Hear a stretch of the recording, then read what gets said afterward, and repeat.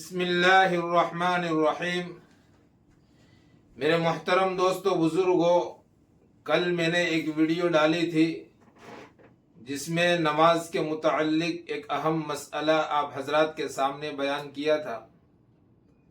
3 नमाजों का तस्किरा हो गया था, ज़ोहर, असर और इशा, जो 4 रकात वाली नमाज है, कि अगर इमाम के पीछे जो नमाज पढ़ रहा है उसकी कोई रकात छूट जाए तो उसको पूरा करने की तरतीब क्या होगी। वो सारी बातें आप हजरात के सामने आ गई थी।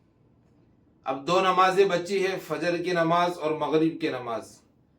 फजर का तो बहुत आसान है, अगर एक रकात छूट जाए तो इमाम के सलाम फेरने के बाद बगैर सलाम फेरे खड़ा हो जाए और सना अऊज़ु बिल्लाह बिस्मिल्लाह पढ़ने के बाद सूरह फातिहा पढ़े, उसके साथ सूरत मिलाए, फिर उसके बाद रुकू सजदा करके अपनी नमाज पूरी करे।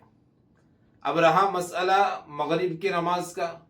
मगरिब की नमाज में एक रकात छूट जाए तो उसकी शक्ल भी यही है कि इमाम के सलाम फेरने के बाद बगैर सलाम फेरे खड़ा हो जाए, सना पढ़े, अऊज़ु बिल्लाह बिस्मिल्लाह पढ़े, सूरह फातिहा पढ़े, सूरत मिलाए और रुकू सजदा करके अपनी नमाज पूरी करे। और अगर 2 रकात छूट जावे तो ये थोड़ा पेचीदा है, उसको अच्छे से समझे।